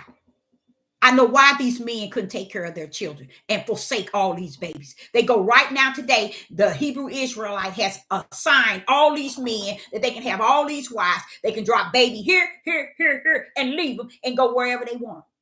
They're teaching them, these men that. And they're teaching the women, you the low of the low. Your mission is created only to clean up my house and lay on your back. The father said, this is how wicked they are, Deborah. This is how wicked they been. And then they want you to look at them as leaders, captains, rulers. Submit yourself to that trash. You go right ahead. Help yourself. Okay? So that the priest could not stand to minister by reason of the cloud, for the glory of the Lord had filled the house of God. You see that? All because they magnified and recognizing Yah the right way. What was they doing? They was magnifying his name, his authority. They was glorifying him and his authority and who he is. That's why. That's what he was doing. That's what they were doing. You are not going to find Judah doing that. You are not going to find Israel doing that. Right now, they're hooping and hollering about what's going on over in Haiti. Ain't nobody bothered with Haiti. Haiti being with Haitis. I think I'm saying it right. Haitis is being exactly who they always been. You just been the fool. You always want to make somebody high and above standards that they are not entitled to. Even yourselves. Stand down, clowns. Okay. Exodus chapter 3 and verse 20. Exodus chapter 3 and verse 20. And I will stretch out my hand and smite Egypt with all my wonders, which I will do in the midst therefore. Okay. Now we're in Exodus chapter 3 and verse 20. And this is where it gets real sad, because you have 90% of men and 10% of women wanting you to make sure you stick to Torah. Make sure you stick to Torah. The Torah. We ain't following Torah. Torah your butt somewhere and sit down, clowns. You ain't never follow Torah. Torah can't even follow itself. Torah can't even find its own way home. So how is it that when you want us to follow Torah and you don't know nothing about Torah? She just read out of Torah. Exodus chapter 3 and verse 20 to 22. You got that? Okay. When she went to Exodus chapter 3 and verse 20, where am I at? 22. Go back to 20 for me, China. And I will stretch out my hand and smite Egypt. Stop that. Stop right there. You see that? Do you see that right hand? That right hand stretched out, y'all. That right hand stretched out. Who is that stretching that hand out? The Most High Yah. His hand stretched out mean his arm and all the power in the right hand has been stretched all the way out to do a special duty, to do a special work. What is it about to do? And I will do in the midst thereof. And after that, he will let you go. Okay. Now, see, he did with his right hand. We know that is his right hand, but the stretched out hand, he smit Egypt with all my wonders, which I do in the midst of thereof. And after that, I'm going to let you know. He'll let you go then. But until that, I'm going to harden his heart so he won't let you go. See, Israel's still ignorant. They're awakening is stupidity. That's what they're awakening to, stupidity. Y'all's right hand stretched out. There go that stretched out. Y'all's right hand stretched out to do a work of smiting Israel with all of his wonders, which I will do in the midst of thereof. And after that, after I'm finished with him with this right hand, y'all, with this right hand, when I'm finished with him, he's going to let the people go. See, people still today, these Hebrew Israelites, they don't understand the right hand and the stretched out arm. That's why they don't know who Christ is. That's why they don't know who the power is. That's why they don't know who the Son of Yah is. Because they don't know about the right hand. That's the power. Okay? So what happens in 21? And I will give this people favor in the sight of the Egyptians, and it shall come to pass that when ye go, ye shall not go empty. You see? Now, what is Israel doing right now? They're thinking that they're going to get up out of here and the world, this United States, owe them reparation. Y'all going to give us reparation. You're going to give us money. You're going to give us money so we can... It's not Israel and Judah, especially Judah. I'm more hang firm to Judah. But Israel and Judah, this is what they're talking about. They're going before congressmen, and all kind of people saying, y'all owe us something. Y'all gonna give us something.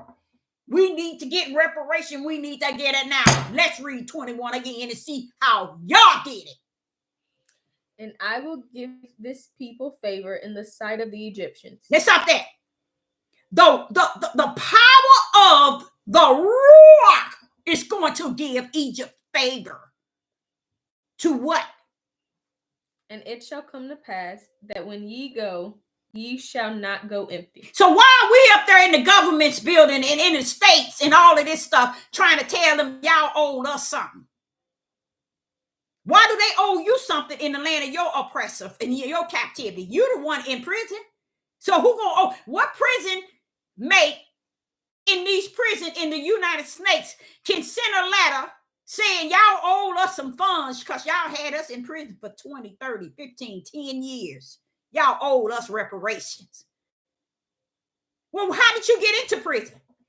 Oh, I murdered somebody. Oh, I robbed somebody. Well, how is it that you're going to be in captivity because of your disobedient and stiff-necked and rebellion spirit toward the Creator himself that caused you to be where you at, but yet you entitled to something? Yah favored that Egypt would give them these things. And going. But every woman shall borrow of her neighbor and of her that sojourneth in her house jewels of silver and jewels of gold and raiment. And ye shall put them upon your sons and upon your daughters, and ye shall spoil the Egyptians. Now you see that? See that? Let me explain something to you all, because y'all messed up. Y'all sick. Y'all sicker than sick than sick. Now, I want you all to share this video. And in the process of sharing it, before you share it, you need to re-look over it again. Because it's going to open your eyes in a way your whole life has never been able to be clear in what you're seeing. I'm sitting here listening to y'all. I'm hearing y'all say, Deborah, I gave them favor so that they can get jewelry and they can get all this stuff before they leave up out of here from Egypt. I did that. Do y'all know why? Because he knew your ugly heart. He knew your wicked spirit. He knew your iniquity, your sin, your wickedness. So he made sure they gave you enough. So when you get over there, you can make your own God. Don't you know y'all knew that they was going to take that jewelry and build that calf and worship that calf over in the promised land? I mean, over in the wilderness. You think y'all gave them jewelry and then they have the audacity to put the jewelry on your sons and upon your daughters? What kind of stuff is that? Why do they need? I would say, me in the wilderness, Father. Why do Israel and Judah? Why do they need all this jewelry? They finna go to the promised land. What you think they gonna do with that? He wanted them to have what he already saw them before the foundation of the world. He knew that they was going to worship an idol god. Let me give them jewelry. Put it on your sons and daughters. Get as much as you possibly can. To Egypt, spoiled the Egypts. I mean, what is it? Egyptians. They gave them so much stuff to fulfill their fleshly desire. But when they get over to the wilderness, what did they do? They cut up from the floor up, took all that jewelry and built them a calf. But then y'all know they was going to do it. Yes, he favored to where the Egyptians can give them that. He said, put them on your neck of your daughters and your sons, because you're going to climb when you get on to the other side. See, y'all knew you. He knew you way back then. While we sitting right today trying to make the world see us to be something, y'all say you better pick up your ugly self from the beginning. They want you to grab Torah, go back in Torah and understand Torah. You've been lying about Torah. Why would I want you to stay in Torah? Torah ain't never stayed in me. So why would I want you to swing on Torah? Torah ain't never followed the will of Yah. And I'm talking about Israel and Judah. And I'm not talking about Abraham and Isaac and Jacob, because they ain't stiff-necked nor they disobedient and rebellion. Okay, the next one is what?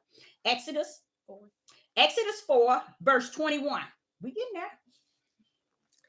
And the Lord said unto Moses, when thou goest to return into Egypt, see that thou do all those wonders before Pharaoh, which I have put in thy hand. But I will harden his heart, that he shall not let these people go. Now, look at the work of Yah. Look at what the Creator, the Father in heaven, did. He's sending Moses into Pharaoh to do what? Which 21. You want me to read it all of it? Mm-hmm.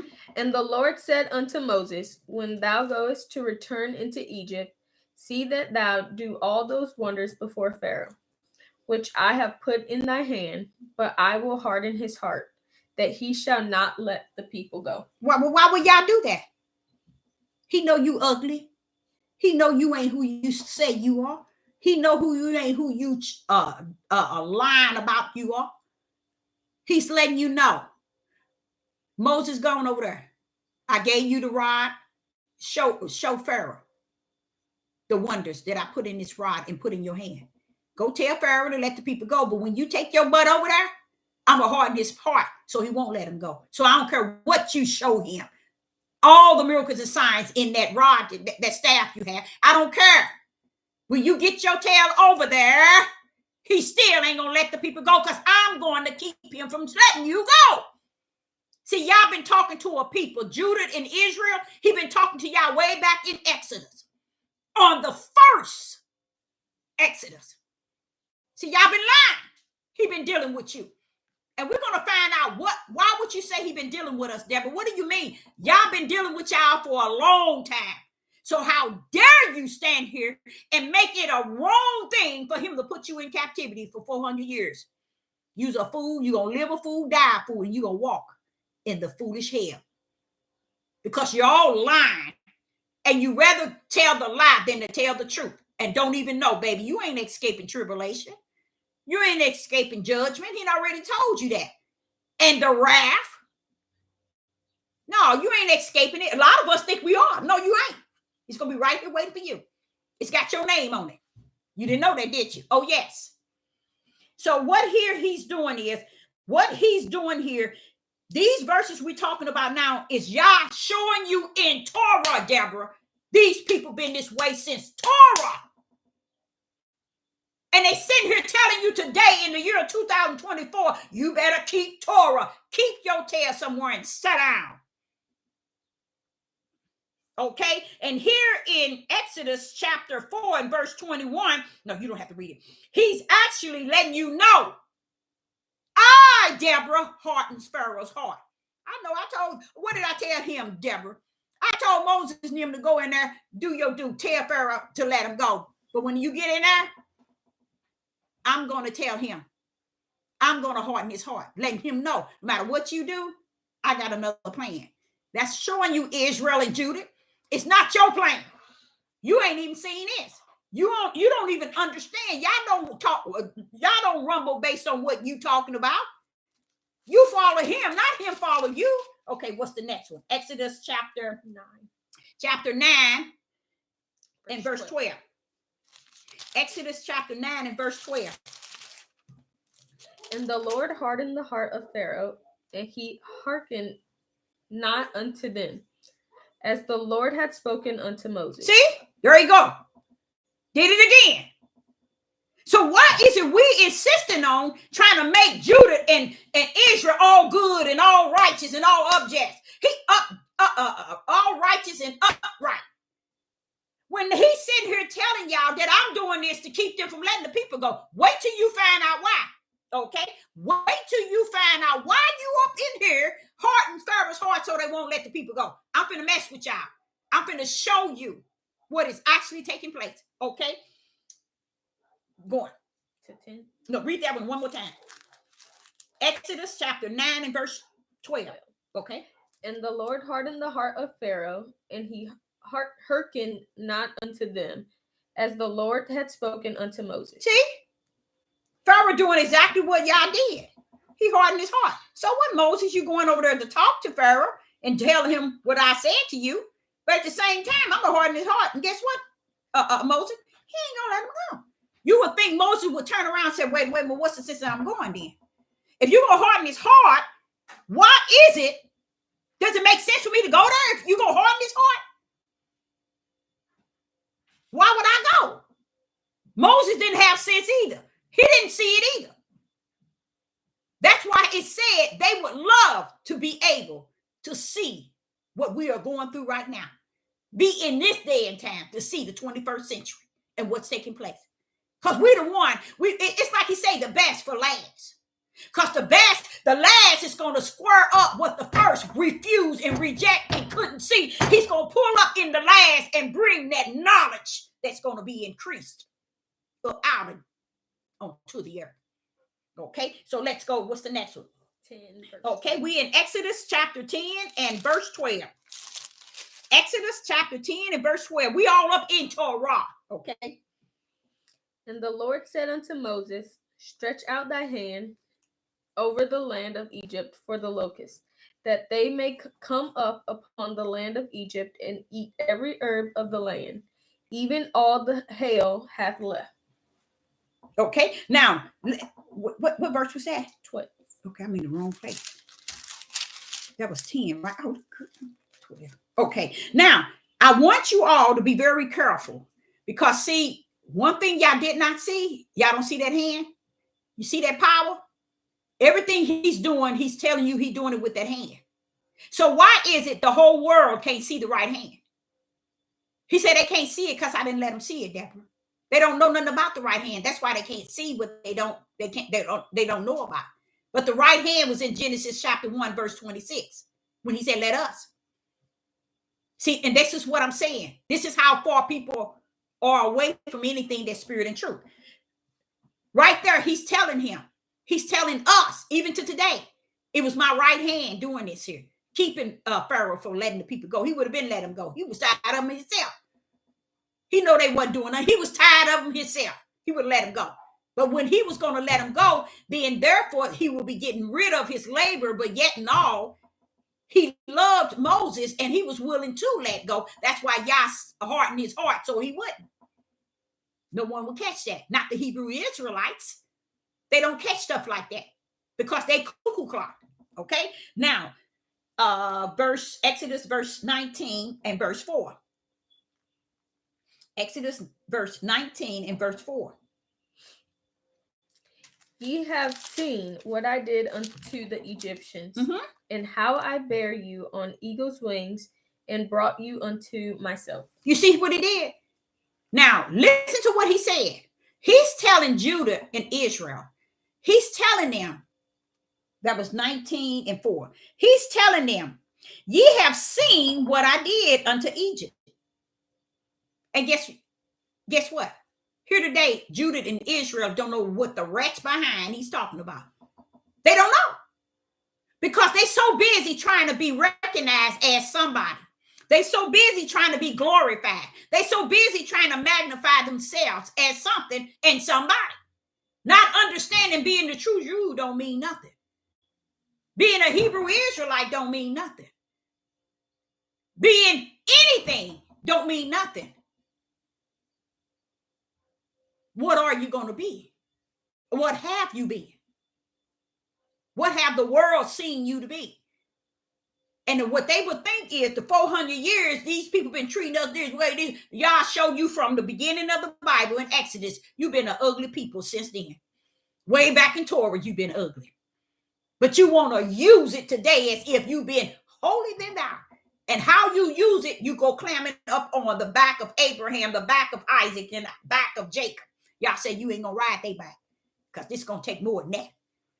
See, so I'm going to leave you right where you at. You're an ugly, stiff-necked, rebellion, and disobedient person. Now, that was Exodus chapter 19 and verse 4. It says, and ye have seen what I did unto Egypt, and how I bare you on eagle wings, and brought you unto myself. To myself. You seen this, but it didn't change you. That's what he's saying. You seen this, but it didn't change you. That was my glory that did that to you. He called it his glory, eagle wings. I buried you on my eagle wings. And you still didn't see me. And brought you into myself. What was his self? A promised land that he had anointed and appointed for Israel to come in until he prepared you to travel you to your promised land. And you got up there and act silly. And what did you happen? You got left there. Okay? You got left there. See, he ain't playing with you. He been trying to talk to you since the beginning of time. And you all want to make it look like the 400 years is bad. Y'all want you to know you've been bad since the beginning of time. But don't think heaven didn't know about it. I assigned you to be as ugly as you are. But it was for a reason at the end. Okay? That's why he said, I'm the beginning and the end. And anything in between. Okay? Is that Joshua? Yes, ma'am. Chapter 11, verse 20. Okay, let me get there. Sometimes I have to go back here. A lot of times I have to go back here. Okay. For it was the Lord to harden their heart, that they should come against Israel in battle, that he might destroy them utterly, and that they might have no favor, but that he might destroy them as the Lord commanded Moses. Okay, and that was Joshua chapter 11 and verse 2. 20. Oh yeah, verse 20. Read that one more time. For it was of the Lord to harden their hearts, that they should come against Israel in battle, that he might destroy them utterly, and that they might have no favor, but that he might destroy them as the Lord commanded Moses. Okay, now see right there, he's letting you know right there, for it was of Yah to harden their hearts. So if you think you in the land of your captivity and they supposed to give you reparations, you're trying to cut in Yah. You're trying to go above Yah. And that's what I found as a child of the Most High Yah, first and foremost, as the tribe of Judah by tribe. I found out that Judah especially is everybody's trying to mimic Yah's prophecies and his ways. That's one of the evil things to do. That's like the devil wanted the throne. He wanted his glory and his power. He wanted to rule. That's what everybody is on this earth. Seems like everybody that didn't start to favor Satan's ways, wanting to rule, control, and manipulate and deceive the mass. It seemed like they favor that. And here in Joshua chapter 11 and verse 20, you see how Yah telling you that he caused the people's heart, their heart. No, he caused harden their heart that they should come up against Israel. Why do you want them to go up against Israel, Yah? Why do you want them to go up against Israel in the battle? That he might destroy them utterly, and that they might have no favor, but that he might destroy them as the Most High Yah commanded Moses. You see, Yah had to put that act into play. He had to do some hard. He did it to Pharaoh. Throughout the whole book, he showed you, I'm not afraid of y'all. I'm the creator. You're supposed to fear me. What y'all think I'm afraid of y'all? You think I'm scared of y'all? I got to do it your way? No. You missed my way from the whole book. You missed it long time ago. Genesis 1 and 2. You missed the whole thing. I am who I am. You can't make me who you want to make me to be. And then tell the whole world I'm this, I'm that, I'm this, as if you want to put yourself above me because you want people to think you know me. You don't know me like that. You know me when you follow me.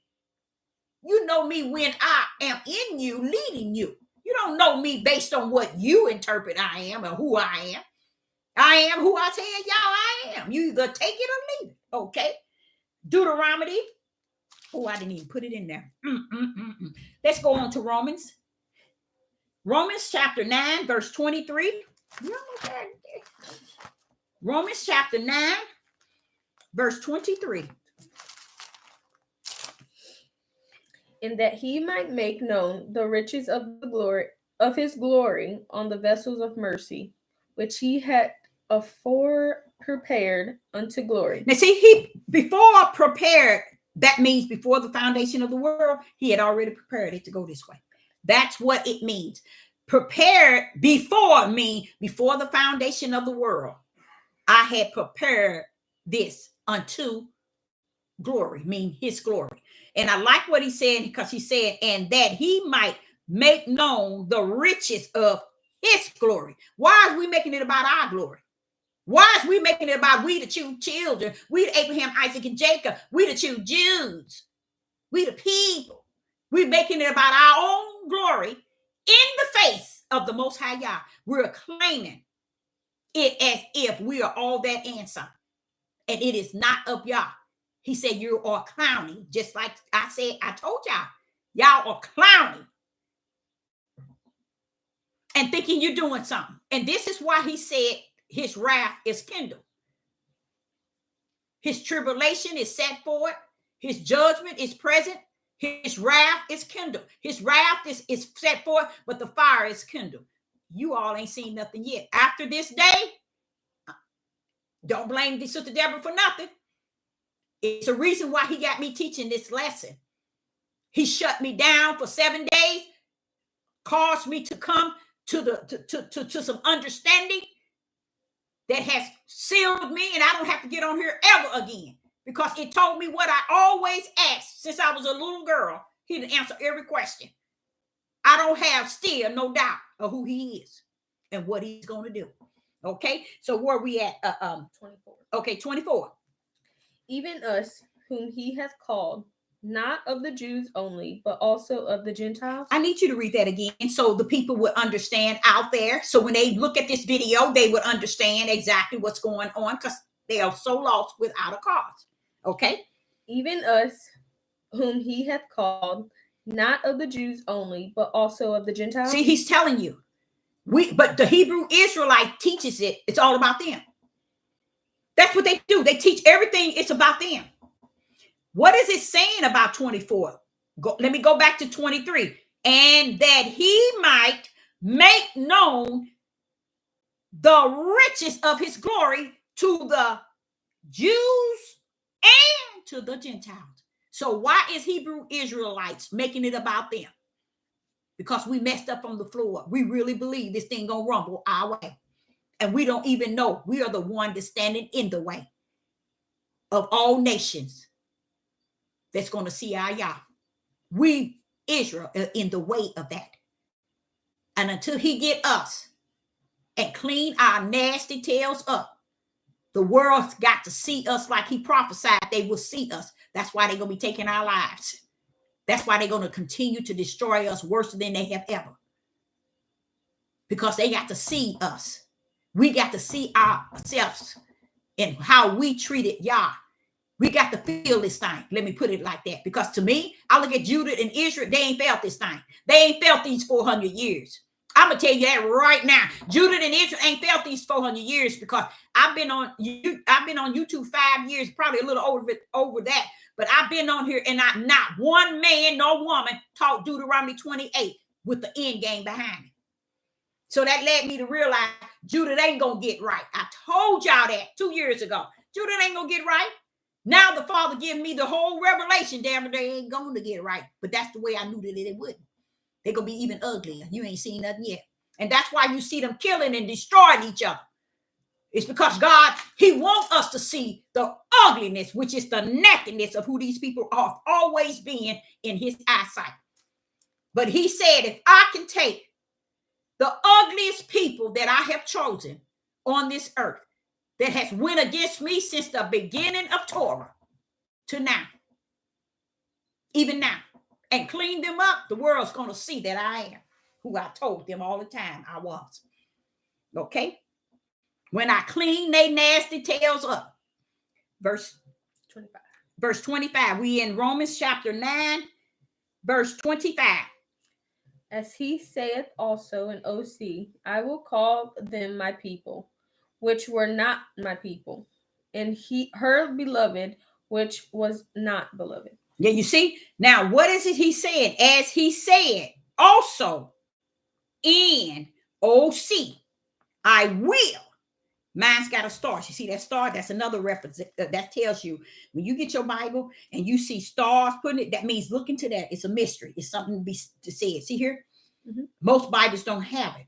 But when you get a Bible and it has that, or it has slanted words, that's because he wants you to meditate on that verse that has that slanted word.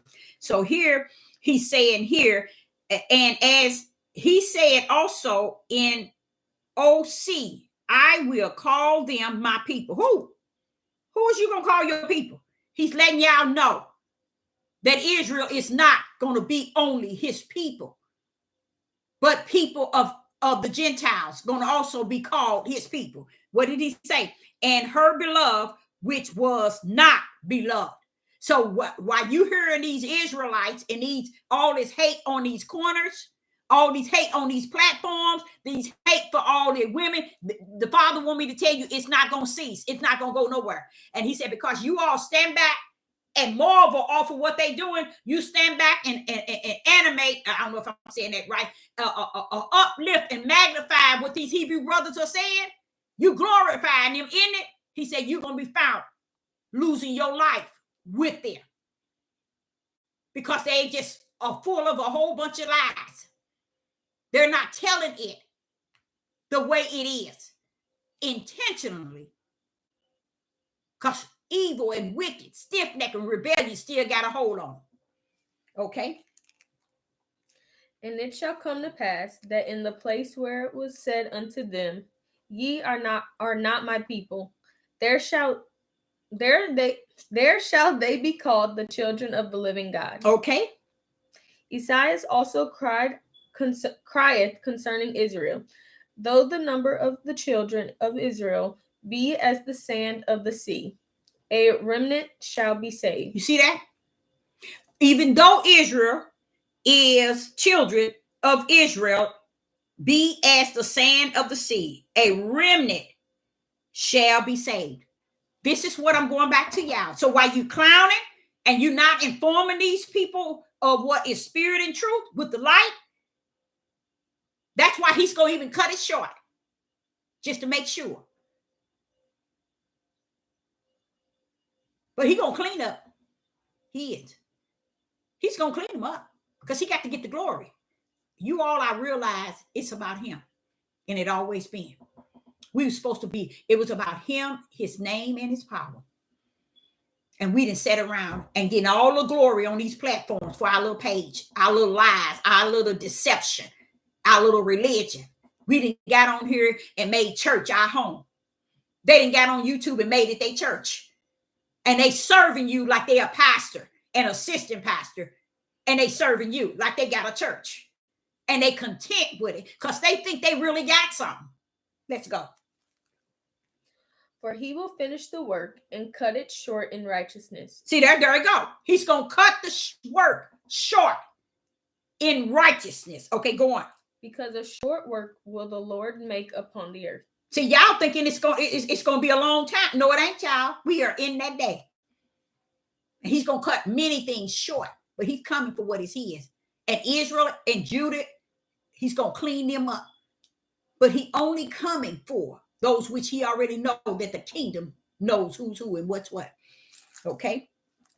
And as Isaiah said before, except the Lord of Sabbath, and Sabbath had left us a seed, we had been as Sodom and been Sodom and been made like unto Gomorrah. What shall we say then?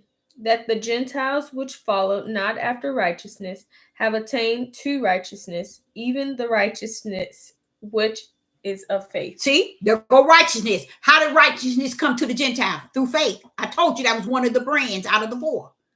I told you all that Gentiles is coming in through faith and belief. That's how the Gentiles is coming in. But no matter what these Negroes say, they coming in, whether you like it or not. Okay.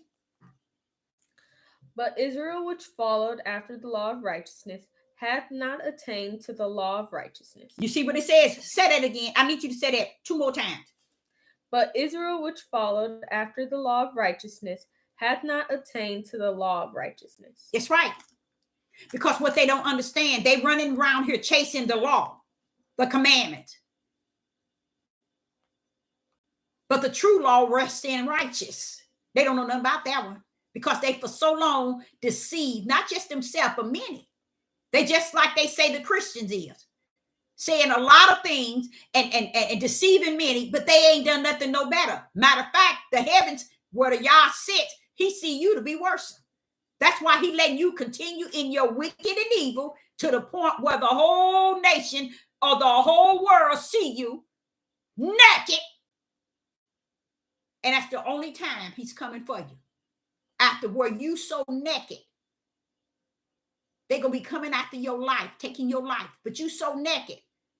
That's why I want them to see you. Because I'm going to take your naked tail.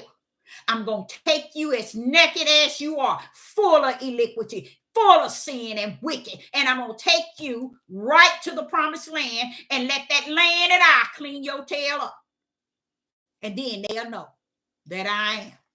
Because what they know now, they don't see us doing anything righteous. They don't see us glorifying our God, our Yah. They don't see us magnifying him or doing anything positive to fall on the righteous. But we want them to think we are the righteous seed of Abraham, Isaac, and Jacob. That's how messed up a people is. Okay, go on. Wherefore, because they sought it not by faith, but as it were by the works of the law. See, there go faith. He said they didn't get it, Deborah, through the faith. They want to roll up with this law and make people think everything is entitled to them because they keeping the law and the commandment. He said that law and that commandment don't have nothing on the righteous and the faith. Because those are his brand. When they got my brand from the kingdom, righteous, belief, faith, and fear, you can't say nothing about your law and your commandments.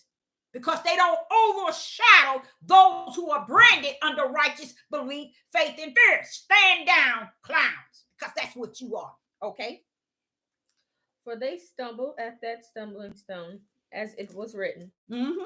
Behold, I lay in Sion a stumbling stone and a rock of offense, and whosoever believeth on him in him shall not be ashamed. All right. Okay, now our last verse, we are done. Our last verse is Numbers 21, 6 through 8. Numbers. Now, there we go. Here we go. We're getting ready to step back into Torah. As they want to tell y'all. Numbers 21. And the Lord sent fiery serpents among the people, and they bit the people, and much people of wait a minute, 20. Okay, you're right. Wait, I'm sorry. I'm not there. Okay. And the Lord sent fiery serpents among the people, and they bit the people, and much people of Israel died. You see? But who sent that fiery serpent? Who sent that? Wait a minute. Don't tell me that was Israel. Wait a minute, Father, y'all, what you do that for? These are true Jews. These are Abraham, Isaac, and Jacob. They're your chosen people. But what did he do? Verse 6. 7. We're going to start with 6. And the Lord sent fiery serpents among the people, and they bit the people, and much people of Israel died. You see how Israel died? Why was this happening to Israel? Israel been an ugly people since the beginning of time, y'all. Since Torah. That same Torah they trying to get y'all to run back in and bow down to. This is why they couldn't keep Torah. It's because Torah couldn't keep them. That's why they couldn't keep Torah, because Torah couldn't keep them. They're an ugly, stiff-necked rebellion, full of iniquity, wicked and evil. And they want the world today to see them as stars.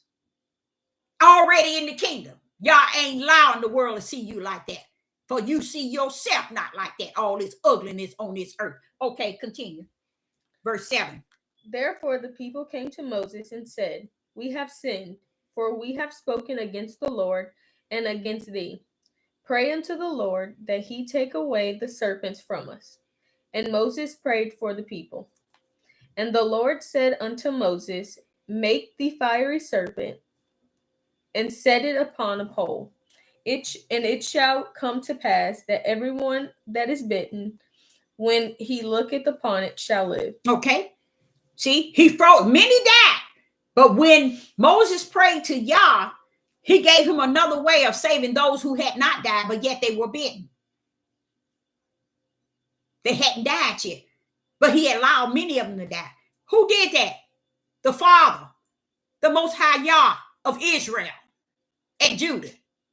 This is what he had to do to these same people. So I want you all to understand, it ain't that they came over here to the promised land and every nationality have wronged them. You have been created to be as ugly as you have been, because that's what Yah saw in you fit. And even to the end days, you still trying to make yourself look important and special and upright and just, and you are not all those things. He got to leave you exactly where you at in your nakedness. And first and foremost, I want you to just give China a thumbs up. We want to say to China, we appreciate her, we love her, and thank her for helping this old lady out in this lesson. I appreciate her from coming on and supporting me in the reading so I can pull this lesson out. Now, I wasn't thinking about asking you because I didn't know nothing about I would need anyone, because the lesson was so heavy to the point, only way I can speak it if I have someone to read it and then I speak it.